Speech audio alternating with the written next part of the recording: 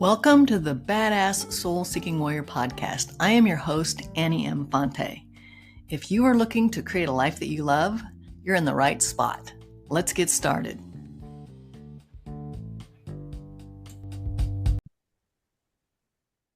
Okay, folks, I am very honored to introduce you to today's podcast guest.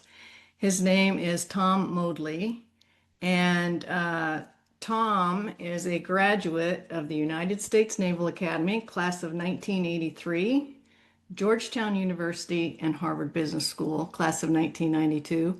That's one of the things Tom and I have in common. He was in my class at Harvard. We were not in the same section.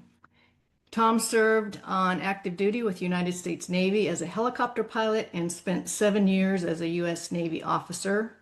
And prior to becoming the Undersecretary of the Navy in 2017, Tom was a managing director at PricewaterhouseCoopers, focusing on global defense practices across the world. Tom served as the Undersecretary of the Navy from November of 2017 until November of 2019, and as the Acting Secretary of the Navy from November 2019 through April 2020. He's now the president and CEO of Bell Rock Ventures LLC and serves on the board of 3 entities. And he is also the author of Vectors, Heroes, Villains, and Heartbreak on the Bridge of the U.S. Navy. Thanks for joining me today, Tom. And Thanks, first Annie. and foremost, thank you for your service. I Thank you. am always honored to talk to the men and women who have served our country. The second thing you and I have in common is the love of this country, this great country we live in. So I appreciate your service, not only as a veteran, but as a public servant as well. Thank you for saying that. Appreciate it. You're welcome. Just before we get started, since it is in the title of your book, I wasn't aware of this until I looked it up, but why don't you describe to us or define to us what bridge of the U.S. Navy means? So that's a term that refers to when basically on any ship, any Navy warship, the bridge is where the command is, and that's where your commanding officer is generally there, or the officer of the deck who's responsible for driving and navigating and operating the ship. And so that's the bridge. That's where the helm is, where they steer the ship, and where the power controls are. And largely they make decisions there about in close coordination with the Combat Information Center about when to engage targets and things like that. So that's the bridge. And so that's a metaphor for, being in charge, or at least standing in the place where people are in charge. And so that's Exactly. why I used it in the book. Great. Thanks for doing that. I appreciate it. Now, I Mhm. know I don't have to remind any of us, listeners, you and I, what happened to us in March of 2020. We were all starting the beginning stages of dealing with the worldwide COVID pandemic. But what I may need to remind people of, or some listeners may be learning this for the first time, is that at the same time, the USS Teddy Roosevelt was in the Pacific with 4,500 plus or minus sailors on it. And you were starting to have to deal with this COVID situation as well. And then in late March of 2020, Captain Brett Crozier, he was the commander of the ship.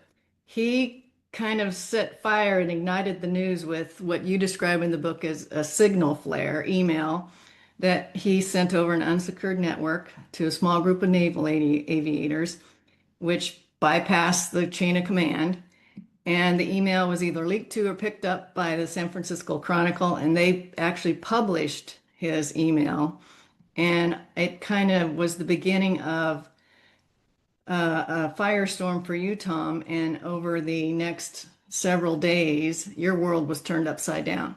So, that kind of being the premise of what the book is about, let's start by me asking you, why did you write this book? Oh, well, that's a good question. I think that in the aftermath of my decision to leave the Department of the Navy, because of what had happened with the Teddy Roosevelt and the decision that I made, and largely the response to the decision that I made, that made it sort of clear to me that I really wasn't going to be able to do my job with the support of Congress and so on, which is essential in that job. Um, I wanted to chronicle the story. I wanted to make sure that while it was still fresh in my mind, all the facts and everything that happened, at least from my perspective, that I would have an opportunity to do that. So I wrote what I started out doing is writing a long form article that I had hoped to get published because a lot of the media at that time, it was a very hot story for about like 4 or 5 days. And Hmm. then, they moved on to the next hot story. And then within a few weeks, the next big hot story was George Floyd, and all that happened in the aftermath of that. And everything that happened on the Teddy Roosevelt and my decision and the decision to put a different CEO and commanding officer in charge and get the ship back out to sea, which they did in about 2 weeks.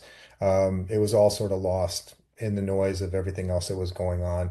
The Navy did a formal investigation, and in June they released their findings and found that the captain had done a bunch of other things that they felt undermined his ability to retain command, so they never reinstated him. So at any rate, I wanted to be able to chronicle that story because the media had lost interest in it, and either just for my own benefit or for the benefit of learning for the future for naval officers and young leaders and people who aspire to leadership, I wanted to do that. So I wrote a long form article basically that chronicled the last 3 or 4 days of my time there, and shopped it around a little bit in the fall of 2020, and that was an election season, and frankly, no publishers were interested in that story unless you know that it had a lot of dirt on President Trump in it, which Right. doesn't, and it didn't, and I wouldn't do that anyway. So there just wasn't any interest in publishing it. So I put it on the shelf and moved to a different part of the country from Annapolis, where we had lived for 30 years, and moved down to Florida. And in that process, I started thinking about, maybe I should write something lengthier. And I spoke to a book publicist, and she said, "Well, you've got 30,000 words here in this article. Why don't you just, you're halfway to a book or a third of the way to a book. Why don't you just do something that chronicles your entire tenure there at the Navy?" And that was a really good idea because really the book for me is about a lot more than the last 2 days or three Yeah. days. I mean, obviously it all builds up to that, but there's a lot more to it. So I sat down and decided that I would try to outline a story like that. And because of the way that my tenure worked, it comported really well to a structure of having the first 5 chapters or so talk about how I got there, like how people often wonder, like, how do people get in these jobs? And so I explain how that happened. A lot of it's serendipity, but it is that way for a lot of people. So I explain that, and then I go into what I was really trying to do as the undersecretary and why. And it was my second tour into the Pentagon as a civilian political appointee, and so I had some idea of what I wanted to accomplish. And I talk about that in those first 4 or 5 chapters, and then the fifth chapter is when everything changed because my boss got fired, who was Secretary of the Navy, and then I became acting secretary. And so the next 19 chapters of the book are my dedicated one chapter a week to the 19 weeks that I served as the Secretary of the Navy. And so I outlined it in that format, and then I really thought hard about how I wanted to write the book, and had some ideas about using music, musical lyrics at the beginning of each chapter to sort of set the tone. So I really just sat down when I, with the book outlined, and came up with what I wanted each chapter lyric to be before I wrote a word beyond the stuff that was already written in the Hmm. back end. And then I just started writing, and I wrote the book chronologically, and finished it up over the course of about a year. And then I was ready to tack on that last 2 or 3 days, which are essentially the last 2 chapters of the book. And I realized that it was completely different. It was written in a totally different tone, frame of mind, context, and I realized that how much uh, I had to go through a process of like understanding everything that happened prior to that to be able to better explain what happened in that moment. And I really ended up having to rewrite the last several chapters with the benefit of that, I guess, insight or whatever. Um, and then I finished the book and found a publisher through Forbes Books, and and then that the rest is history, I guess, and got it out, got the book out. My goal was to have it written, completely written by the second anniversary of me leaving, and have it published within a year of that. And so I did. I hit those marks, and the book's done fairly well, with very limited publicity. I haven't done a lot of publicity about the book. So Yeah. And it was published in 2023, correct? yeah, in April 2023. Okay. All right. So now I want to break your book down a little bit. Okay. Um, in the spring of 2017, on a whim, basically, maybe it wasn't, but it sounded like it in my reading of the book, you threw your hat in the ring for consideration for a position in the government. And ultimately, you interviewed with Secretary of Defense James Mattis for the Undersecretary of the Navy. Is that correct? Was it on a whim? Yeah. And why, It was why on a on whim. earth? It was well, it was on a whim, large, but I'd also had heard that they were having a hard time finding people for certain jobs. So um, I knew some people that were in the sort of the personnel side of the at the White House and at the Pentagon from my previous time there. I had been the Deputy Undersecretary of Defense for Financial Management for about 5 years, uh, 2002 2007. So some of those people were sort of back in play in this go around. And I really felt like there were certain jobs that I really understood the scope of the job, and I felt like I could really hit the ground running in them. And that was one of them, was Undersecretary of the Navy. Same thing with the Undersecretary position in the Air Force or Secretary of the Navy. Um, these were jobs that the scope of those jobs had really changed during the time that I was there before to make them more chief management officer jobs. And so I felt like I could really go in there and assist with a lot of the things that the department was trying to do. So that's it. Yeah, I submitted it, and it just so happens that this guy I know named Mike Duffy was running personnel out of the Pentagon. He called me and said, "Are you serious about coming back in?" I said, "Yeah, I'd love to interview for a couple of jobs." And so that's how it happened. And I met with Secretary Mattis, and it wasn't even like an interview. It was just, "Okay, when can you start?" And that was it. Then you have to go through the whole congressional process of Yeah, second I want to confirmation. talk to you about that. Okay, let's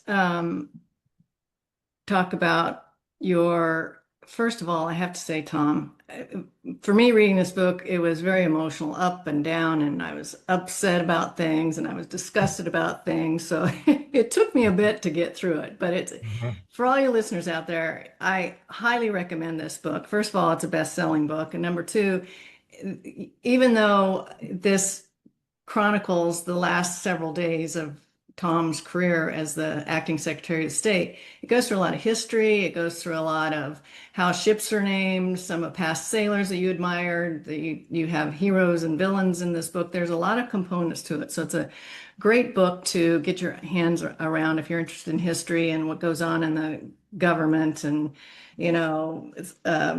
Pentagon and Washington, D.C. politics. So there's a lot of things that it embraces. However, it seems to me, timing wise, and I'm sure this was unintentional on your part, you really dove in your second time around during chaotic times because Trump wasn't necessarily thought by very many was going to win the election. His management style was a little chaotic, it sounded like. And so he didn't know how to go about filling these cabinet positions and whatnot in the manner that maybe career politicians would. And then, unbeknownst to any of us, 2 years in, COVID hits. So you had all these things coming at you at once. So I want to go back to you say it wasn't necessarily an interview, but a conversation with Mattis. How did that go? What was that like?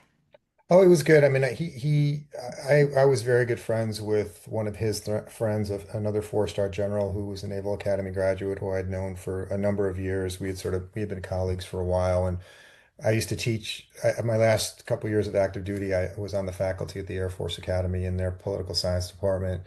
And this general was on the faculty at Navy, and so he was a major back then, and he and I got to know each other. And then when I was in the Pentagon again the next time in early 2000s, he was a general that was being sent over to Al Anbar province. He was a one star at that time. And the office that I was working in provided a lot of assistance to them on the ground with respect to trying to get some of these businesses back and up and operating in Iraq that had been shut down because of the war. So he and I developed this relationship. He was very close to Jim Mattis, so I'm quite certain he lobbed in a call to him and say, "Hey, you should talk to Tom and take him seriously." And so the interview was very much like, when can you start? And I spoke a lot to him about the business management, the business transformation work, the IT systems problems that existed across the department that existed when I was there the first time and still were there and relevant in 2017. And he really didn't have a lot of understanding of that about that. And so I think he was anxious to get somebody onto the team that could help understand that and break through it and get after it pretty quickly. So I think that's one of the reasons why. Plus, I had a Navy background. I mean, I wasn't a complete novice to the Navy. I understood the Navy. Understood how it was structured. Many of the people that I was at the Naval Academy with my year group, so I was 83, but folks from 82 through 85, 87 were all flag officers. If they had stayed in, they were all flag officers in the Mhm. Navy at that point. So it was kind of my contemporary group. Granted, they had stayed in for 30 years and I had left, so it was a little bit different, but a lot of them I still knew, and so I think that was a bit of an advantage for me. And so he offers you the job, you Mhm. say yes. And then 7 months pass before your Senate hearing. Mhm. And during that time, just for the listeners out there who I wasn't familiar with it until I read the book either, but who may not be familiar, you go through extensive background checks, FBI, finance, you have to do a bunch of financial disclosures. Your probably family members have to be vetted. A lot of things go on before you get to those Senate confirmation hearings. So I'm interested, what was the Senate confirmation hearing like, and how did you prepare for it? Oh, I had, well, so the process, the pre-process for that, you talked about all the background checks. Yeah, the FBI does their background checks. You have to document 10 years of international travel in terms of where you went, who you met with. And that was a challenge for me because I was a global defense leader for PwC. I was traveling all the time. Thankfully, my executive assistant there had kept pretty good records about where I was and when I traveled and everything. But compiling that was a bit of a challenge. Yeah.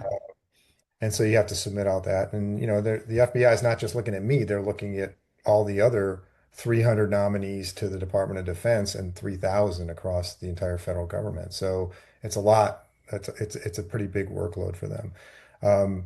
What took it so long for me is that the Congress takes a recess every summer, and Mhm. they try to get through the senior most cabinet officials first, and then they don't really spend a lot of time on the ones that are just been below that. So it's not unusual. I mean, it's the same situation right now. I don't think the current Secretary of the Navy doesn't have any of his assistant secretaries or his undersecretary confirmed right now. None of them have had hearings yet. So they're not going to be on board until, December, January, just like I was, Yeah. which is unfortunate. But the hearing itself, the Navy does a pretty good job. The department does a pretty good job in preparing you. So I had about a month of of prep time. It was about 30-day cycle that they put you through, and you're going in there and you're getting briefings from the various different parts of the Department of the Navy and the Department of Defense about what's going on with different programs, and you get to meet all the, most of the senior people who will be working for you. Um, and that's basically the prep. And they develop a whole briefing book for you with typical questions that you can expect to be asked by the Senate in your confirmation hearing. So you just study that and you go in. And the greatest gift you can get in one of those is if you're on a panel where there's several other people that are being interviewed and confirmed at the same Right. time, because it reduces the amount of time that you're under the guy that was being nominated for the Assistant Secretary of Defense for Health Affairs. And he made some offhand comment about assault rifles or something, and it just completely derailed the entire hearing because obviously the conservative side of the Armed Services Committee felt it was inappropriate, and so on and so forth. And so that took about 5 or 10 minutes for them to get done with them. And then I was next. So it was a pretty uneventful hearing. Senator McCain asked me a few questions about the financial audit. A couple other senators asked me about conflicts of interest that I might have with PricewaterhouseCoopers if I took the job. And obviously, I'd taken care of all those potential problems. And yeah, that was it. It's pretty pro forma for the confirmation. And the next time you go back, when you're either trying to defend a budget or you're there because there's some kind of disaster that they're investigating, those are a little bit less fun. So And did you find in your experience, how many other people were on the panel being interviewed at the same time? I think there were four of us. Okay. Yeah. Did you find it, given the circumstances, because Trump was controversial, did you find it partisan? Was there a flavor of Um, it? Not at that hearing. No, I didn't find it to be terribly partisan. I mean, Okay. everyone they basically come in and they want to make their statement. They want to get something on the record. But at that stage of the game, it wasn't. No, I didn't have any real hard questions about anything, and certainly not any um, things that I would interpret to be anti-President Trump at that time. That changed over time. Now, given all that you know now, Mhm. if we were back at 2017, would you throw your hat in the ring again? Oh. That's that's the easiest question you could ever ask me. Of course, I would absolutely do it again. It was the most significant and fulfilling time, both personally and professionally for me, that I can think of. It and not just the opportunity to do the things that I was able to do, the opportunity to deliver messages to a broad audience, which I enjoy doing, um, the opportunity to meet people from all over the country, all over the world, many of whom I'm still in touch with, who I never would have met otherwise. Mhm. Um, and just the very good, strong feedback I got from the people that work for me about how much they enjoyed that time and how important and special that was for them. I mean, you can't, that's irreplaceable. So yeah, I would love to do it again. And going back this time, you would certainly have a lot more experience under your belt to deal with things that came across your plate. Okay, let's talk about your time from 2017 as the under through 2019 when you were brought in as the acting secretary. What did you do? What were your accomplishments? What were your frustrations? What happened Oh, during that wow, period of time? that's a lot. So, as I mentioned before, that the undersecretary of the military services are also by law designated as the chief management officers for those services. So they are responsible for basically the management of the business operations. And one of the big issues that we have in the department, all the departments, is the inability to get a financial audit, to be able to have clean financial statements that can demonstrate we know where our equipment is, we know what it's valued at, we know where we're spending money, we're certain that the money that the Congress appropriates to us is being spent in the right way, and that we can document that through a independent audit. And none of the services have been able to achieve that. The first one to actually do it is the Marine Corps. And so that's largely due to a lot of the emphasis that I tried to put on the services getting an audit. And the Marine Corps is a smaller entity, and so it made sense that we focus a lot of energy on that and try and get that done. And is Um, the reason, Tom, I'm sorry to interrupt you, but is the reason that that's been so difficult to accomplish is because of antiquated systems? It's a status quo, kind of we've always done it a certain way. What's the reason that it had been so difficult? well, yeah, I mean, first of all, it's a massive enterprise. And the way that the systems were created over time, they were not they were not created under a broad architecture that guided how they would talk to each other or interact with data. And so everything, the way that people learned how to do things and to do financial transactions were in these old systems. And so, in order to implement a large ERP system into something like that, you have to change a lot of business processes and a lot of the way people do things. And that's not the way the services have gone about doing it. They take these core financial applications and then they try to customize them to fit with the way that they do things in the past.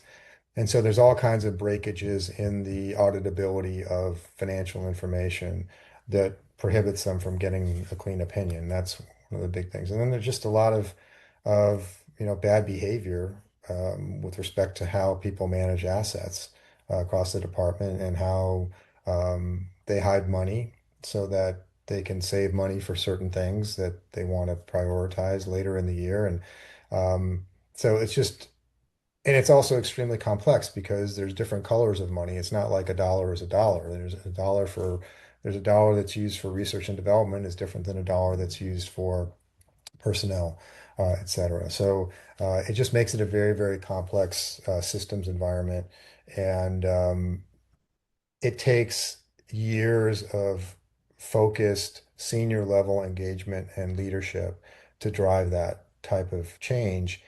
And what happens in the department, just like every other department in the government, in our government, is that leadership changes every couple of years with elections or with people coming and going and or getting promoted. And so there's no continuity in that process, and so it makes it extremely difficult. And when I was there in 2002 to 2007, it was a high priority for Secretary Rumsfeld and for some of the other people he brought in to drive towards auditability. Well, a year into his tenure, the war breaks out, Mhm. and all that stuff becomes. Yeah. We have 9/11, we have global war on terror, we have troops deployed everywhere, and in that scenario, the priority becomes, saving people's lives and ensuring that we win. And financial management sort of takes a back seat.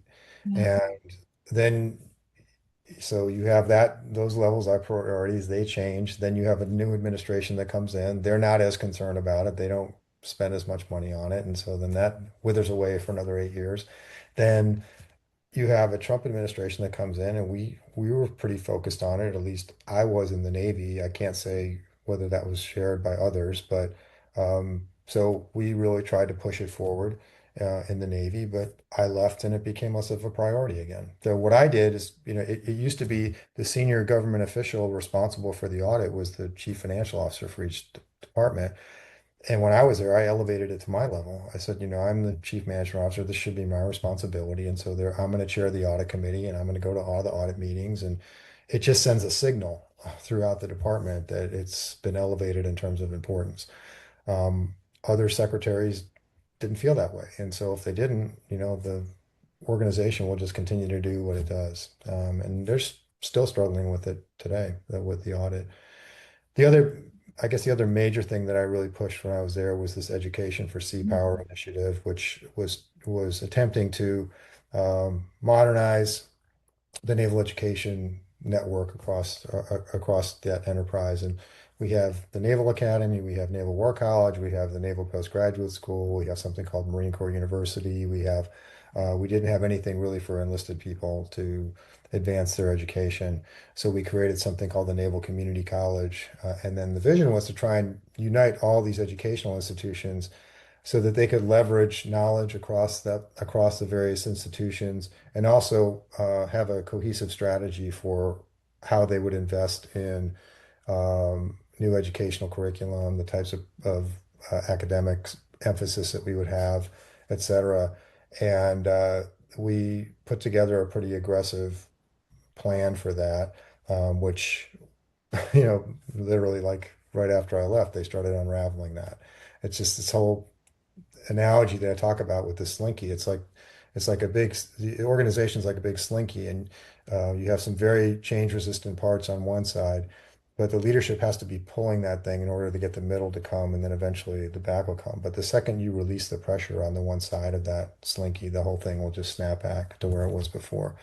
And unfortunately, in our system of government, that pull and snap, pull and snap, pull and snap happens like every couple of years. And so it makes it very difficult to sustain long-term improvements, um, that are lasting. And the thing about it for us is that what I realized was, coming from having been in private sector and the public sector, is how much the public sector had eclipsed the private sector had eclipsed the public sector in its overall agility as organizations, the ability to respond quickly, the ability to collaborate across organizational boundaries, just a whole variety of different organizational aspects that the government really was lagging significantly behind. And my point was like when you have a world that's changing as fast as ours is, with threats that are evolving as fast as they are, and as varied as they are, you can't have a defense organization that's not doing that. So I tried to emphasize that every time I spoke about things, about this concept of agility and what it means and how we need to improve that. And the most important element of that is the intellectual capacity and the agility of the mind of our officers and enlisted people. And so I felt like we really need to strike at that from the educational institution. So that's what Education for Sea Power was about. Yeah, and I know at the very end of your book, when your replacement came in, within hours, if not a couple of days, he started signing the paperwork to get rid of all these things that you'd worked so hard on. So I think for me, Tom, that was one of the most frustrating things about reading this book is it's hard to get any traction to make anything happen. It's just such a big monolith of an organization. And like you say, the change of leadership happens so frequently. It's hard to set a pattern, or it's hard to put a model in place that is embraced by everyone, because everybody has different ideas where they come to it with personal ideas of how things are done, or where their lack that previous workplace was, or they're political for some reason. So that was there were times I had to put the book down because I got so frustrated with what you shared about the bureaucracy of the government. So Well, I I'm glad that you got that. I mean, that's one of the things I wanted to get across in this book because there are a lot of people that you hear on television and podcasts and things talking about the government this, the government that. Like, unless you've really been there, I mean, it's hard to really understand how quickly it is or how difficult it is to change things quickly. I mean, I think we see this with this Doge effort right right, now. I mean, they basically walked in saying that, they'd be able to save $1 trillion and that they'd be done in 18 months. And the two big leaders, the two big people that were at the top of this thing, I've already ran for the exits. Okay, they're gone after 5 or 6 months, and they're not going to approach $1 trillion in savings. I mean, it's just not going to happen. So, um, it's just a far more complicated problem and multitude of problems, and it requires, sustained leadership to change it. And it's difficult to do that in our system. I mean, I have some ideas on how they could possibly do it, but I don't, I don't know that the way our political system is right now, that it can address it in any way other than through a big crisis, unfortunately. yeah. Well, and I think, the Doge process saved billions of dollars, which every little bit counts. And I think the other thing that's challenging is, and what's great about your book, because you've made this huge attempt to educate the public, the layperson who's not familiar with how government works, is that there's very little, the news cycle goes so fast, and there's very little education of we, the public, we, the taxpayers, about what's actually goes on in government. And Mhm. so we make uninformed decisions oftentimes when we go to the polls or to vote for either local or state or national, leaders. And so it just feels like at so many points your hands are tied, and as big as your shovel might be, you can really never dig yourself out of a situation like that. Well, you have to recognize that, particularly in these political jobs, you're there for a very limited amount of time, for Mhm. sure. Recognize that. So you need to focus on, two or three things that you really want to try and improve while you're there, and make it meaningful. That's great. A lot of people go into those jobs and don't really want to do that. I mean, they just want to be in the jobs because it's a stepping stone to their next job or whatever. And I don't, you know, that's just a reality. Right. I'm not trying to disparage anybody. I mean, but that is just a reality. a lot of people take those jobs to be somebody and not to do something. And so um, you have to deal with that too. Mhm. Because a lot of those people don't want to stick their necks out or want to really impact a change, or they're intimidated by the scale of the change, or they let themselves be intimidated by the scale of the change because the career civil servants will tell them, "Oh, you can't do this; it's too hard," or whatever, and so they sort of shrink back and don't do anything. So I don't know. That was never my philosophy. I wanted to do something, and having been there before, I knew that there was something I could do and impact some things positively. And so that's why I went in. Well, and another one of the things that was very important to you was the shipbuilding goal of 355 ships. And Mhm. when you got there, I think there were 275 ships when you arrived. So you really wanted to be in communication and educate the decision makers in the Senate and all throughout the government of how important this was, why it was important to spend the money, why some of our ships were outdated, how we needed to focus on more digitally enhanced warfare assets, those kinds of things. How did that end up for you before you left? It didn't, well, it did, it was, yeah, I mean, there were a lot of people, not just myself, in the government who believed in this goal and felt that we needed to get our ship count up, and not just for the sheer numbers, but because of the fact that it creates capacity. It creates an industrial capacity to be Mhm. able to ramp up more quickly if you have the ability to build more, and that just gives you the opportunity to hire more people into the shipbuilding industry, train people with skills. We have a major problem right now with welders. We don't have enough welders in the country that can meet increased demand, and most of our, really technical welders are older, and there's not a lot of young people coming in to fill the gaps on that. So it was that whole goal was much more than just about the ultimate ship number. It was about building our capacity and improving our shipbuilding and our ability to deliver ships more quickly. So that was part of it. But it was, I used to call it 355 was a number that was established, and that had very defined numbers for each different type of ship Mhm. category. But I used to call it 355 plus because I said it's more than just that. It's about all the unmanned systems that we're going to have to invest in to increase this number, to increase the capability, and the cyber and space-based assistance that we're going to need to be able to deal with a very sophisticated enemy. So that's what I used to call it 355 plus. And it didn't turn out great. I mean, it was ironic because the president talked about it in the campaign that he Mhm. wanted to get to this number. He used to call it the 350 ship.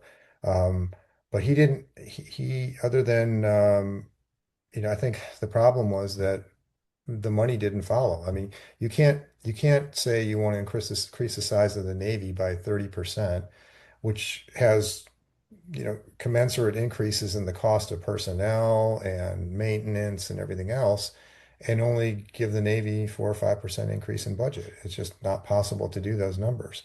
So towards the end, my boss, Secretary Spencer, did not really fight that hard for it because he felt that the biggest priority was to make sure that our readiness of our current ships was where it was supposed to be. And the Secretary of Defense, Secretary Madison, and Esper after him weren't willing to go into somebody else's budget line and to give the Navy the money. They had their own priorities. Esper was an Army guy, and he wasn't going to take any money from the Army Right. to fund this in the Navy. So, I think we got it up to above 300, but it's just already come way down now again. I think it's in the 270s again. And so the ability to get us back up there is going to be really, really tough now. And, I was talking about this in 2017, and it's 8 years later, and, we've retracted. So that was also a very, very disappointing thing. And I was very open to looking at all types of answers to this question, and to include whether or not we should continue to build aircraft carriers at the pace that we were building them at. So I set up a study to take a look at that, and it was chaired by Senator John Warner, who had been a former Secretary of the Navy as well, and John Lehman was on, and a couple other folks. And literally like the day after I left, they shut that whole thing down because I don't think the Navy wanted to hear the answer. And so here we are. We're going to have to make another carrier decision here in the next couple of years, and we've wasted 5 years not really looking at the question well. And perhaps that's what the industry wanted Yeah. was now we're going to get to a situation where it's going to be a fait accompli, and you have to buy them. Right. Well, and that all of that coupled with these audits never got any traction. And I'm sure there's millions of dollars of waste, but it's hard to get your arms around that. And all those millions of dollars that are being wasted could be put toward getting this ship number, this Hmm. 355 number accomplished. So there's a lot to deal with for sure. My gosh. Okay, so in November of 2019, you were elevated to the acting Secretary of the Navy because Richard Spencer, who was the um, Secretary of the Navy before you stepped in, he was dismissed from the role for not observing the chain of command related to the Eddie Gallagher case, which for you listeners who may not be familiar with that, Eddie Gallagher was he was Marine, correct? Navy SEAL. Navy SEAL who put on supposedly put on film this killing of this Afghan soldier person, young person. Anyway, that's a whole different story. But um, so your role was temporary because Trump had already decided that he wanted Ambassador Brathwaite to come in as the next secretary. Mhm. So from 2019, so starting in 2000, November of 2019, um, you stepped in as the acting secretary, and it's my understanding that prior to or shortly after you took the position, you did some research and you found out that the average time for acting secretaries of the Navy was 110 days. Right. So, Someone sent me a note and said that okay. a lot of people were saying, you know, you should just go full steam ahead because the Congress is not likely to nominate to appoint or approve the nomination of someone to be secretary this late in an administration, and you're probably going to be serving as acting all the way through the election. So, might as well. So then a friend of mine sent me a note and said, "Hey, Tom, the average tenure of an acting secretary of the Navy over the course of history is 110 days." 10 days. So that's where the number came from. So I was thinking, okay, well, if I have 110 days, that's 110 days. That's a lot of days. I can try and do some things. So Yeah, and so you were there not just to be seen as like a Hollywood star, you were there to actually get something done. So you came up with this list of things that you wanted to accomplish. You wanted to accomplish something every day that you were there. This list, 110 days, 110 things. yeah. How did you decide what was on that list? Well, I have this I don't know, I had developed this approach for a number of years to like put things in top 10 lists, it's just to whenever I would talk about things or organize my thinking, I would come up with the top 10 list and so, for whatever I guess the virtue of history, 110 is divisible by 10. And so I came up with 11 top 10 lists with different things, different topics of things. And I came up with the top 10 things to do in each one of those topic areas and printed them out and we posted them up on my wall in the Secretary of the Navy's office. And we just started ticking things off. I knew that I wouldn't get through everything, but I didn't want anybody on my staff to think that we are all just going to be sitting around and waiting for the next guy to come in. We had already spent, 2.5 years working on a lot of things, and it was the last year of an administration, and I felt like we could really uh, get some things instantiated that hopefully the next secretary or whoever won the election would feel like, oh, these are good things and these should continue. And I guess at that particular point in time, I thought it was relatively um, good chance that President Trump might get reelected. The economy was doing well. There wasn't really a reasonable challenger out there at the time that was threatening him. So the idea was, well, if it's me, if it's somebody else, these things should be consistent with what the president wants to see in the Navy. And so those are the kinds of things we went after. And for you listeners, Tom shares at least the basic 11 uh, headings in his book. So you should read it because not only does this book talk a lot about his experience in the Navy and at the Pentagon, it's also really a book about leadership and some of the things that you found to be important as a leader and some of the things that you put in place as a leader. And we can talk more about that in a bit. But throughout the book, you mentioned it earlier a little bit. Um, you begin each chapter with a song lyric, Mhm. and then you have separated the chapters after chapter 5 into these 19 vectors that you wrote once a week during your time there. How did you, first of all, explain to our listeners why you called them vectors versus the usual Secretary of Sure. the Navy communications? And how did you determine each week what to write about? What inspired those? Well, I was kind of shocked actually that no Secretary of the Navy had ever really done anything like this. And Right. so I just told my staff, I think it was around the time that I was developing the 110 things, which was within the first couple of days, is that I want to communicate every week to the entire Navy, the entire department, which is about 1 million people when you include active duty reserves, Navy, Marine Corps, and our civilian employees, which are about 225,000 of them. I said, I want to be able to communicate with them every week just about things that are on my mind about the department that I think should be on their minds. And so they were they were like, well, um, that means that you have to have that document ready every Wednesday, because in order to get it out on a Friday, it has to be formatted. It has to be, go through this whole process to get it into the email system. I was like, okay, that's fine. So you know, I said, look, this is my idea.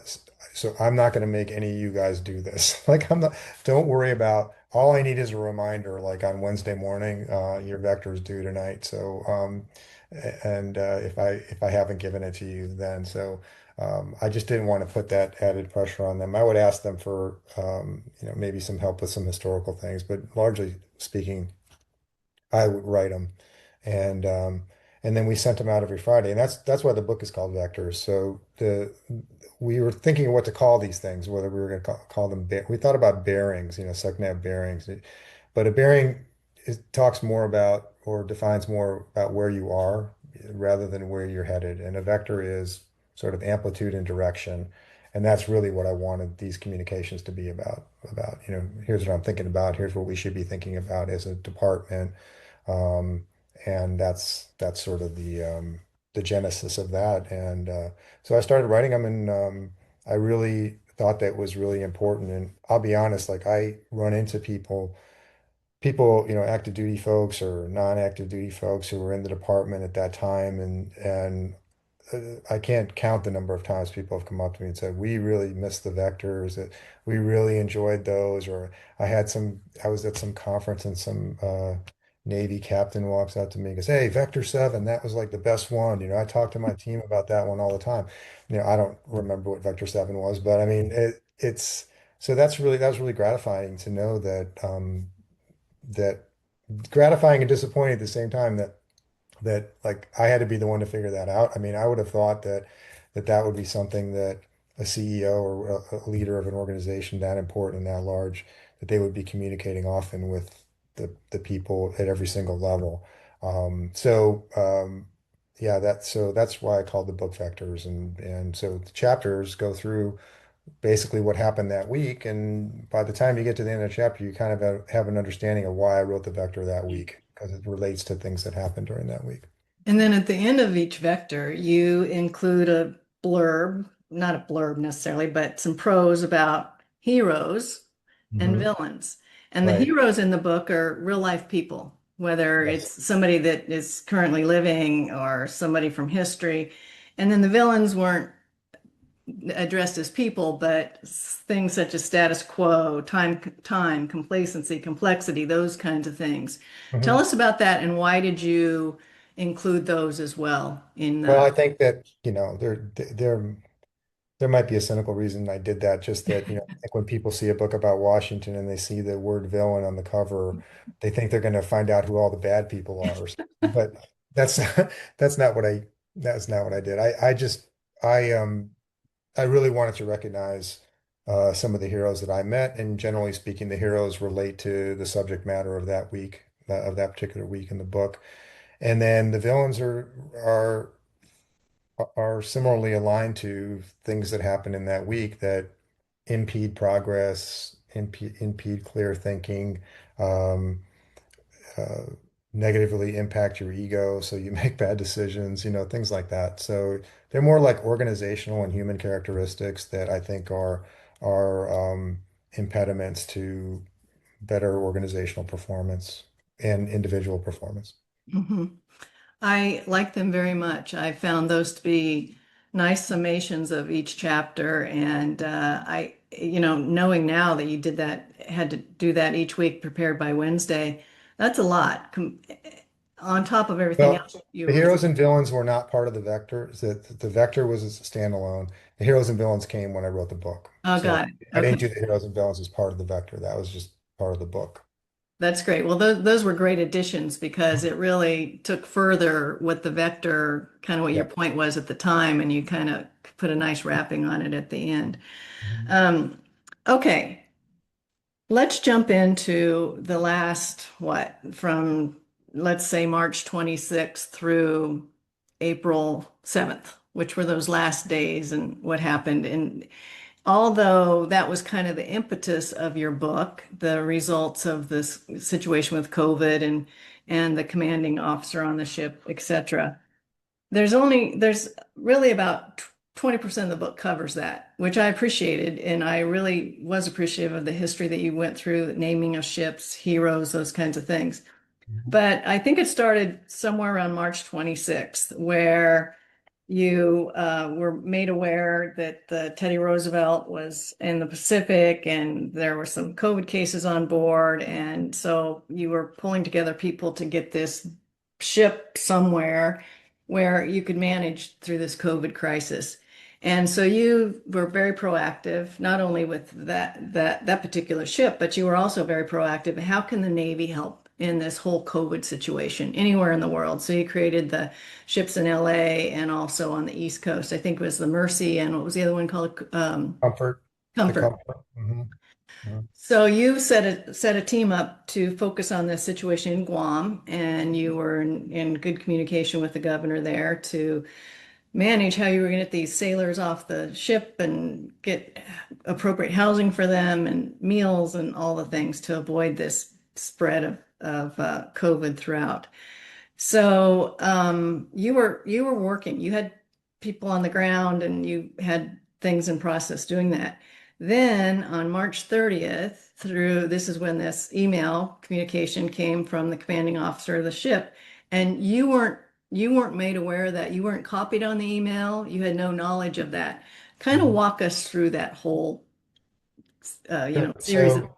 So our response to COVID started, sort of way before the outbreak on the TR. So when we first had our first few sailors come down with COVID, um, I reached out to them personally and spoke to them and asked them how they were feeling and trying to understand, how bad this virus was.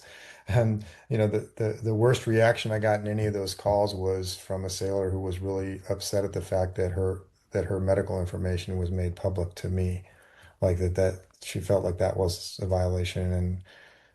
And okay, I understand that, but nobody was really that sick from COVID that I had spoken to, all the sailors that I'd spoken to. And then we had several ships and installations that had COVID outbreaks on them, and I had spoken to all the COs of all those ships and installations, and all of them had my personal phone number and my office number and my chief of staff's office number. And I told them, like, if you don't feel like you're getting what you need, then you should call me, and you're not going to have a problem with the chain of command if you call me. So when we found out about the situation with the TR, there was a question about where to send them, and there was initial thought we could send it to Okinawa, but they didn't really have enough beds if we needed to do a sort of a sequenced evacuation and isolation for sailors who got sick. And so the decision was made to send the ship to Guam. So we sent it to Guam, and I believe it arrived there on a Thursday or a Friday. And I asked my chief of staff to call the captain of the ship and say that Secretary of the Navy would like to come out to Guam and spend some time with you and the crew and make sure that you guys are getting everything that you need to handle this crisis. And the captain told my chief of staff, Bob Love, that he thought that would be a distraction and that once they work their way through all this, then he'd be happy to have me come out there, but it wasn't necessary. So somehow, sometime just a few hours after that, he had received apparently a series of tests back for sailors that have been being tested for COVID. And at that particular time, you didn't have an instantaneous test. They had to send the test kits off somewhere and then get them back. So anyway, there were like 50 or so sailors that were found to be COVID positive. So he in the wake of that, and in the wake of discussions with the ship's doctors, who were now somewhat apoplectic about the situation on the ship, basically saying that if we didn't evacuate the ship of every single person, that within 50 days, or within 10 days, 50 sailors were going to be dead from COVID. And this was their response. Now, now understand, none of these doctors were infectious disease specialists, immunologists, you know, they didn't have that expertise. They were like family practice doctors Mhm. and an orthopedic and a dentist and you know, I'm not denigrating their medical expertise, but their assessment was wildly off base. And they basically said in their letter that the battle against COVID on the TR has been lost, and that they were going to make this information known to the public. That was the last line in their letter, that it was their intention to make this information known to the public, and they all signed it. So I found out later the captain told him not to send that letter, but then he wrote his own letter that he sent out to a bunch of naval aviators that he knew, sort of some in his chain of command, some not. But the strike group commander, who was a one-star on the ship with him, he did not discuss it with him in advance. And so that leads to information I learned later that helped guide me on making the decision to relieve him. So I'm on my way on Monday to go out to California. I think Bob talked to him on Sunday. His letter goes out. I haven't heard anything about this letter. I don't know anything about it.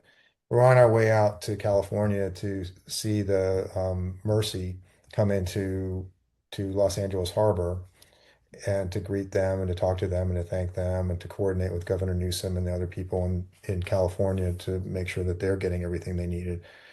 And on the way out, this headline in the San Francisco Chronicle hits. And of course, it makes it sound like nobody in Washington's doing anything. When Bob spoke to the captain on Sunday, he said he'd really like some help trying to get the sailors off more quickly. And so Bob immediately called my former chief of staff, who was the director of the Navy staff, a guy named Andy Hypley. And Andy said, "Yeah, we're all on it. We've mobilized like 900 people on Guam to create the conditions to be able to take them off." So, um, I called back to Bob. I said, like, what's going on? Like, he goes, yeah, I just talked to him a few hours ago. It's like no hair on fire. He's not, nothing's bad. He feels like the pace at which we're getting the sailors off is acceptable to him now. And I was like, okay, so what's with the letter? He goes, I don't know. No one really understands why he sent it or what the problem was. I, in my heart, I don't think he meant for it to be leaked to anybody, but someone in that email chain was involved with leaking it. There's no question about that. And once it got onto the media, then the president had a very negative reaction to it, Mhm. because he was already under some criticism for his handling of COVID and his relationship with Dr. Fauci and these press conferences that were not really great, if you remember, in the early days of COVID. So, it became partisan. It became a partisan thing.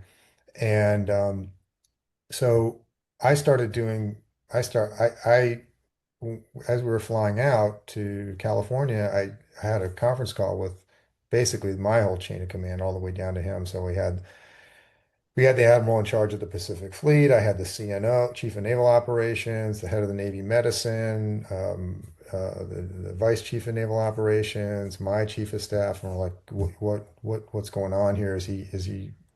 Why is he panicking? What is the situation? And they're, oh, he's fine. He's fine. And we're like, okay, but he's put this out into the media now, and it's created a bit of a firestorm. will someone please pick up the phone and call him and talk to him and find out if he's really okay and like what's going on, and find out why he sent this letter out. So I get to California. We visit the ship. I have three or four different press interviews with like MSNBC and Fox News and I think NBC, no, CNN, John King from CNN. Well, of course, all the questions are about the TR because that story just broke that morning. And I was like, well, this is a nuclear powered vessel. You can't Empty just it off. evacuate it. We have two nuclear power plants on there and billions of dollars of weapons. You can't just take everybody off the ship. So we're doing this in a methodical manner in a way that we have all the watches stood up properly and so on and so forth. So I get back on the plane to go back and I get an update, and that's when I'm made aware of this letter from the ship's doctors that they ended up sending to the Navy medical thing, not to me, but to the Navy Medical Command. And I said, well, what's wrong with these guys? He goes, oh, sorry, don't worry. They're just fatigued. I was like, well, okay, if they're so fatigued, then get some other people out there to like relieve them. Like send some people from Okinawa or something.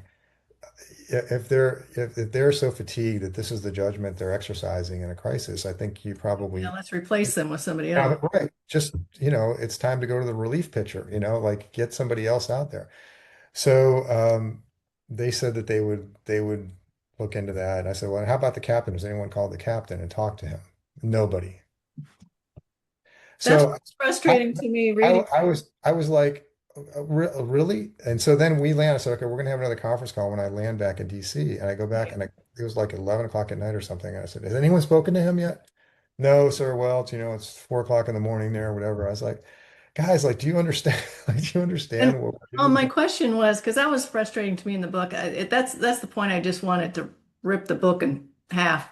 Why weren't these people doing? You weren't commanding them, ordering them to do it, but you were asking them to do it. What was keeping them from doing that? I don't understand.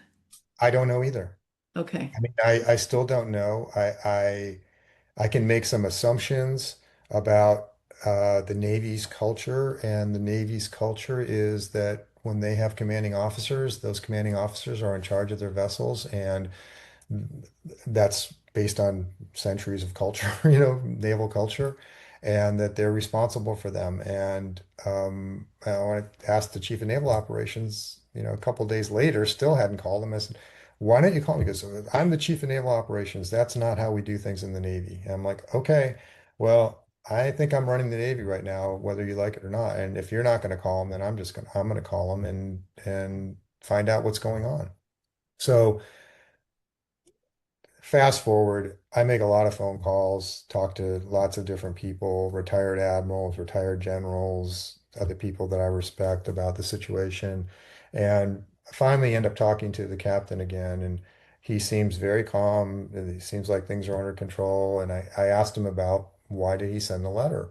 And at the end of the call, and because frankly, that wasn't like the most important thing to me. I just wanted to make sure that we weren't in some kind of panic on this ship and that Right. things were progressing normally and that it was under control. And he said, well, he goes, we had just gotten this test back with 55 positive tests, and I just felt it was time to send up a signal flare. So when you mentioned signal flare, those were his words, not mine. Right. Well, in Navy parlance, when you send up a signal flare, that's like an indiscriminate, like shot into the dark to basically inform everyone in the world that there's a crisis and that you need Mhm. help. And that was the term he used, and I just felt like that was it was inappropriate, but also um, unnecessary because he could have just picked up the phone and called Bob Love back or called me or whatever. We had made that avenue available to him, and he didn't do that. And so then when I finally spoke to the strike group commander, who's the one star on the ship, I asked him, did he clear this letter with you before he sent it out? And he said, no, he didn't. And I said, well, did you ask him why he didn't talk to you? Did like consult with you on this? And he said, well, yes, he told me that he didn't talk to me about it intentionally because he knew that if I had talked to him about it, I would not have let him send it out. Mhm. And I said, okay, and would you have let him send it out? He goes, no, sir, I would not have let him send this out. It's totally inappropriate. We could have handled this without getting this out and through unsecure channels. And I said, okay, so you're telling me he was like intentionally and premeditatively insubordinate to your command as a strike group commander? He goes, yes, sir. I said, well, why is he still in command? Right. Um, and at that point, he said, well, I think he was also dealing with a crisis as well. And he said, well, it's kind of a difficult situation here. And I'm like, okay, well, I understand that now, but it's now political. It's now in the media. And if a decision has to be made, I'm not going to put someone in uniform in the middle of that. So I'm a political appointee. I'm the most dispensable person here. So if I make this decision and it goes badly, then that's a risk I'm willing to take, and I'll just leave if I can't do my job after that. So I made the decision to relieve him, and that's what happened. And immediately after that decision, and I had a press conference, and I thought I explained it pretty rationally and reasonably to the media. But it was immediately after that that the firestorm started, and members of Congress were calling for my resignation, and the media. It was a classic, big guy versus the little guy, and we don't care about our The sailors. And hero and the villain. yes, You were the exactly. villain. Yeah, exactly. Yeah. So, um, yeah, so that's what happened, and it got very ugly to the point where the social media, outbursts were coming after my kids, and my daughter called and basically said, take down all your social media because we don't have a very common last name, so it was easy to find them, and so I did that. And then I just made the decision that I had to go to Guam just to make sure that everything that I had told people about what the Navy had told me about what was being done was actually being done. I had to put my eyes on it and make sure. Well, and it And was important too, I think if I was in your position, that you had a commanding officer because the Navy is you guys are out in time of need fighting wars. mhm, You're protecting this country from the bad guys, and that requires a certain level of composure and calmness and not to be reactive and to respond in appropriate manners. And you have this person who seems to be really going against the grain on all of those things. And so it was almost, at the risk of setting precedent for other COs, and you have other ships out there and those kinds of things. So that was a challenging time to have somebody that was not following the chain of command and potentially putting a war vessel at risk, especially mhm. one that had billions of dollars of equipment and nuclear reactors on it and all kinds of things going on. So I can understand in my reading of the book, you had these conversations with folks and you were seeking advice, as you put in one of your 10 things you learned, and we'll talk about that in a minute, is have the willingness if to do the research, to kind of go below the surface and figure out what's going on versus you were asking your CNO, have you talked to this person? And it was no. And so they were operating with no information. In the meantime, there's this political firestorm going on that the media has just exasperated.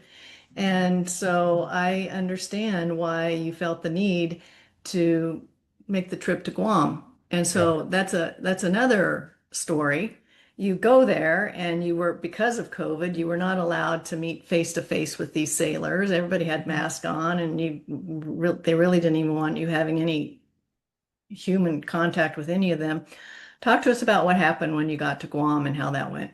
Yeah, so I mean, that was so like I said, I decided I wanted to go, and I made it really clear to my team. I was like, this is not a PR trip. Like, we're not taking media with us. We're not taking camera people. We're not ta I said, I'm just taking my military aide and my chief of staff, and that's it.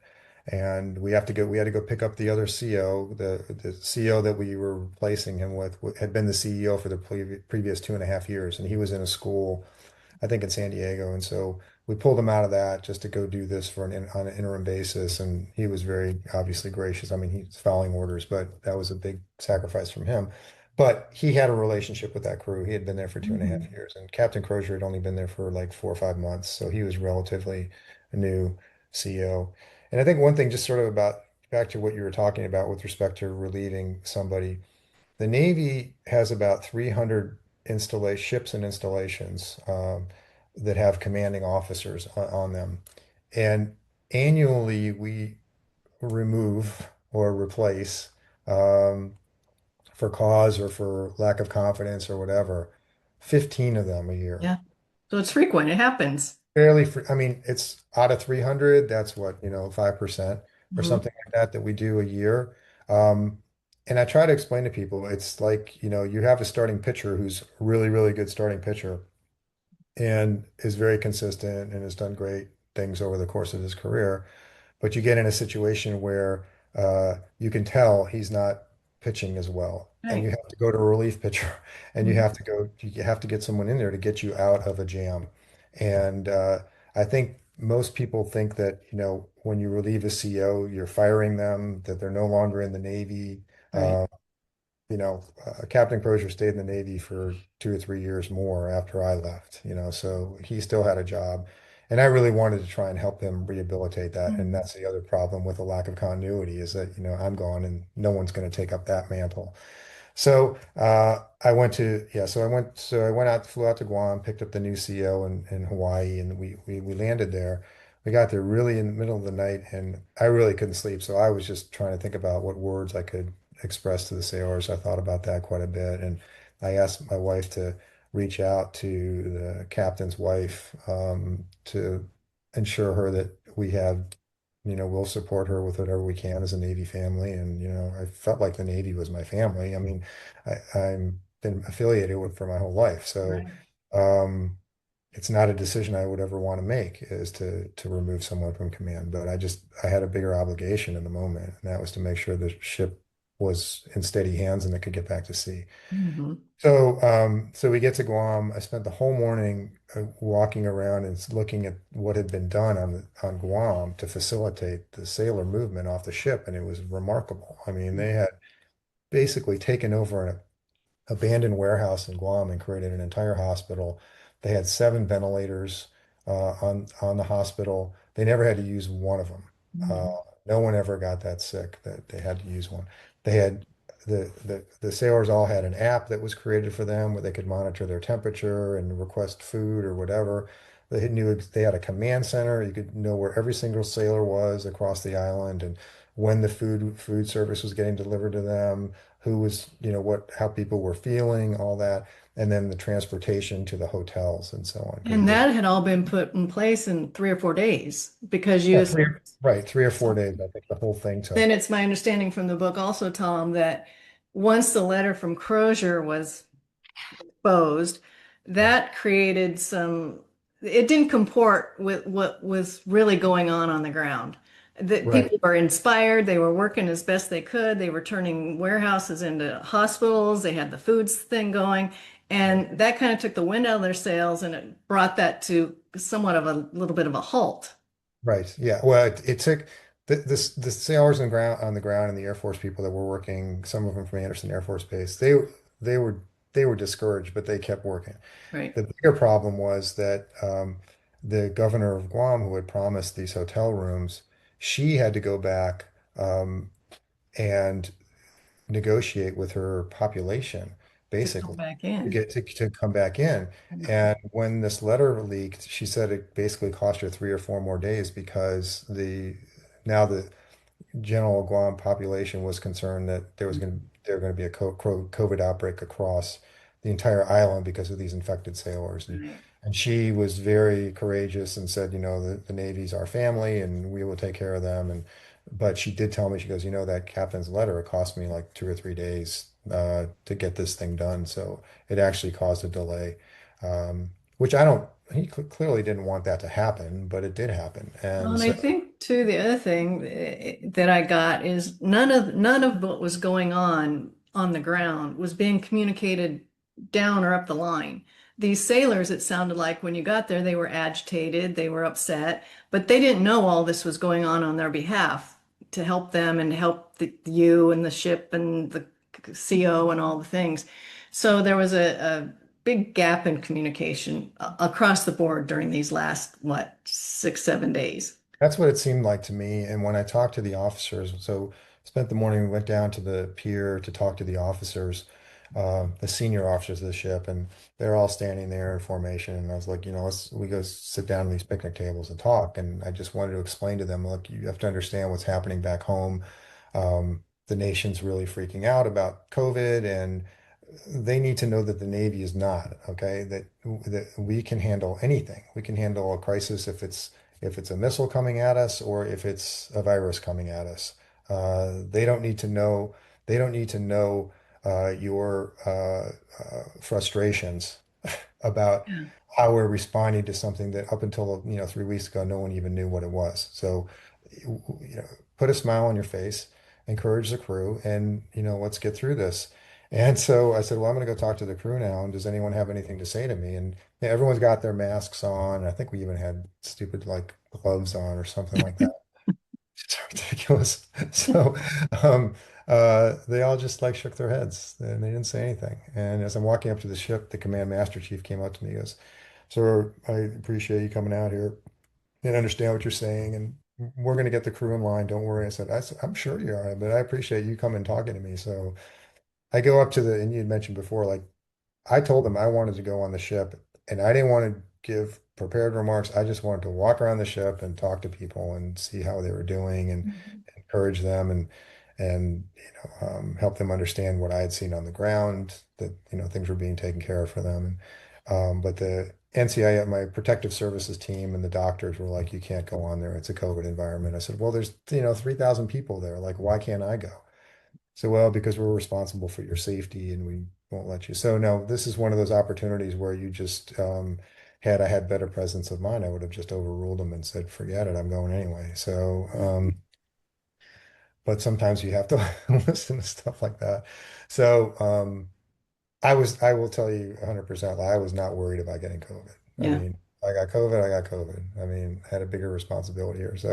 Um, so anyway, I come up, I walk up on the ship and they put me in this clean room and they give me a microphone and I started talking extemporaneously at first and um, some of my frustrations clearly spilled out in that discussion with them.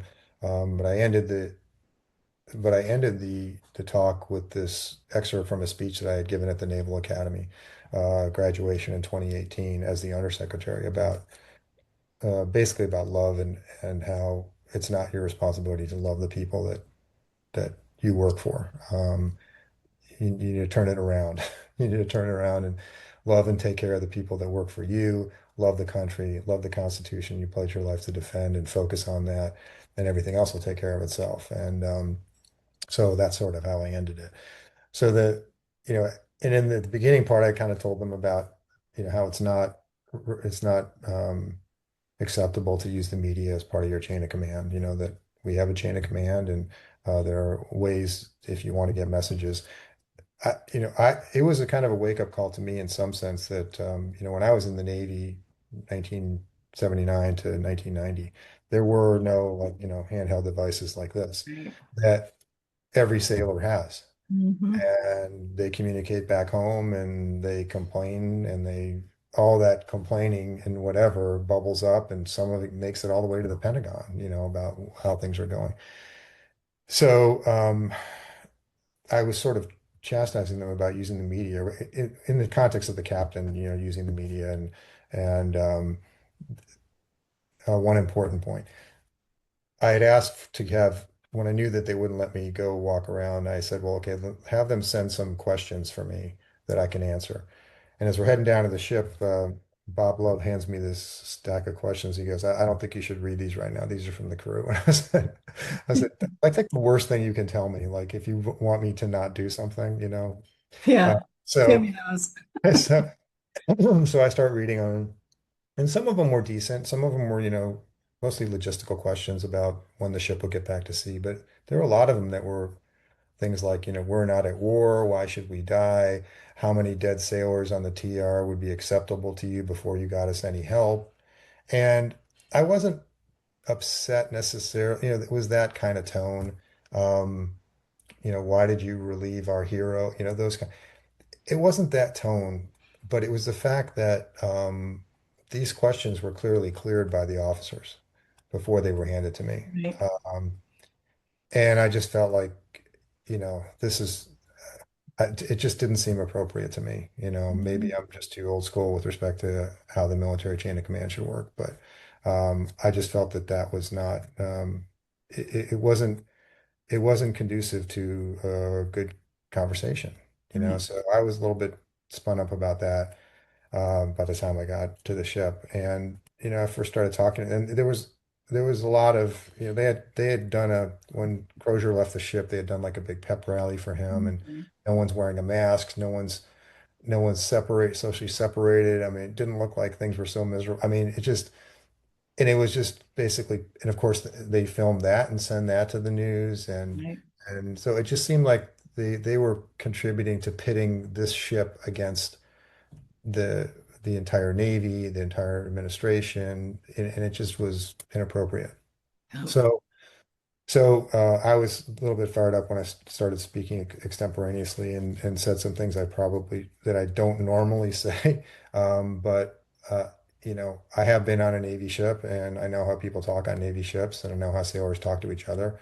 yeah. Uh, and every once in a while, you need to speak very forcefully with colorful language. And I think that's what came out when I was speaking to them.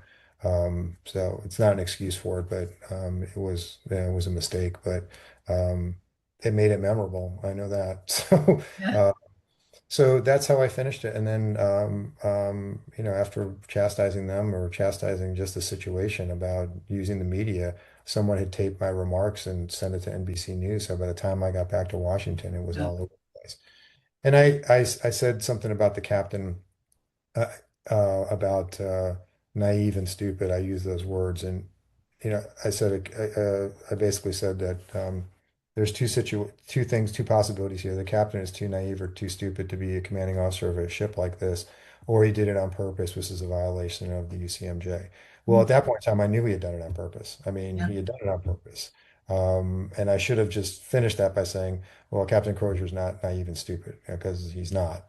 He did this on purpose, and this is what the situation. So, but that's not what the media picked up on, and of course, Of that's course. that's another, Samson versus, it's basically David versus Goliath type of Mhm. situation, um, where the political person comes in, and he's not wearing the uniform, and he's not putting his life at risk, and he's criticizing somebody who is, and I get all that. I get that narrative. There's nothing you can really do about it.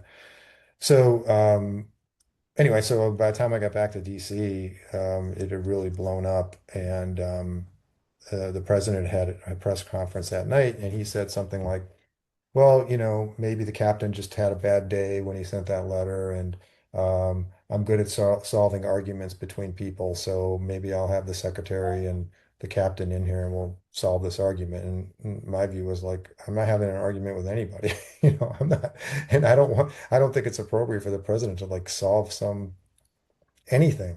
I mean, this is my decision within my authority, and I'm responsible for the Navy. And if he wants to overturn that decision, great, he can do that. But I'm not in an argument with anybody.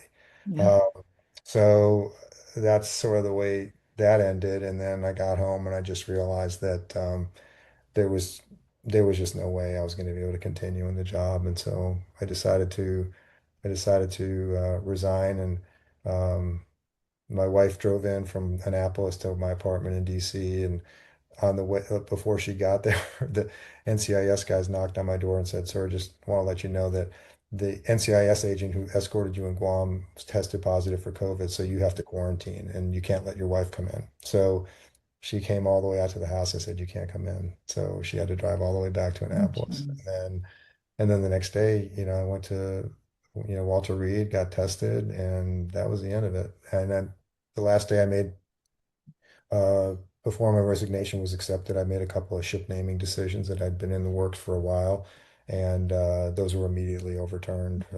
Never explained to me why. It's very, very, there's a lot of talk now about, the president wanting to overturn a bunch of ship naming decisions that were made, not mine, but by previous administrations. Democratic administrations. And I'm just not in favor of doing that. I mean, this is an exclusive authority of the Secretary of the Navy, and it should remain that way, and it shouldn't be turned over by anybody. So even if you don't like them, it's Right. it is what it is. So that's it. So I came home, resigned, and um, got, had a lot of death threats for a number of months and had to have protection at home for several months, but it all kind of withered away eventually, and that's sort of the end of that part of the story. You were in the snake pit, that's for sure. Toward the end of the yearbook, Tom, you talk about these top 10 lessons learned as a result of going through this. Do you have a top one or a top one or two of those Oh yeah, top? well they are most of my lists are it's a countdown. So number one is the number one. Is that the top one for you then? Yeah, so the last one is the most important one. When in charge, act like it, don't pretend. Right. Exactly. So Yeah. that's just your biggest takeaway. Yeah. Well, what a story and a great book. Like I say, all you listeners out there, go grab this book. You'll learn a lot from it. It will take you on an emotional roller coaster, as it did me, I'm sure. Can I Um, do a little plug for so, you? yeah, absolutely. The book's also available on Audible if you want to listen to it. If you want to listen to my voice for 15 hours, then you can can do that. But I did read it, so I think books are better when the authors read I it. agree. Uh, so that's available. It's also, you can get a Kindle version. And also I did a podcast, a 5 episode podcast about the music, with a friend of mine I went to the academy with, who's a big music aficionado. And it gives you some insight into how important music was to us at the academy, because when we were plebes, you couldn't have stereo, you couldn't listen to music Yeah. until you were end of your plebe year. And so when everyone finished their plebe year, they all went out and bought stereos, and back when you used to have these big speakers and big receivers and tape decks. And the Academy, with 4,500 people in there, you could have access to any album that you ever wanted to hear, and just make a copy of it. So it just opened my eyes to so much different music. And so this podcast I did, it's 5 episodes. Each episode goes through 5 chapters chronologically. And we talk about the song, why I chose the song. So you really could learn the whole story of the book just by understanding the song and the music. And my friend Keats talks a lot about the bands and how they originated, and there's a lot of intersections between the different bands that I chose, and and then we play this at the end of each segment. We play the song, so you can hear it if you're on Spotify Premium. You can hear it that way. So it's kind of a fun way to listen to the book. And then the one other thing I'd say is that any money that I make on this, either from the podcast, the Audible book, the Kindle book, or the hardcover, I donate to charities that benefit our Navy Marine Corps veterans and their families. So if you want to help me with that mission, then please, Absolutely. please I'll do. Yeah. put, Tom, and for you listeners, I'll put the links to all of that information in the show notes so people can have access to that. And I'm going to go listen to the 5 episode podcast. I'm really intrigued by it. Before I let you go, because you have such close experience with it, it's no secret to most people in the world that we did some very targeted bombing in Iran this past weekend. The Navy was involved. Mhm. Tomahawk missiles it's my understanding, 400 miles were part of that mission, which if you would have been Secretary of the Navy, you would have been involved in those conversations and the planning process, I'm sure. And then, of course, speaking of leaks, the initial report was leaked to the press, and so now the current um, Secretary of State Hegseth, or Secretary of Defense Hegseth, is dealing with that, as is the president, as is the uh, Raisin Cane, Dan Kane. What do you make of all that? Big surprises? How's this gonna? Uh, But I how's don't, this I gonna don't know how end? to Is this? answer that question. I mean, there's several aspects to that. I think that the strike itself, I think, demonstrated how advanced our capabilities are, Yeah. to do long range strike using B-2s. Um, but particularly in that type of a scenario where we're not using hundreds and hundreds and hundreds of bombers. There were hundreds of aircraft involved, but a lot of those were tankers and fighter escorts and things like that.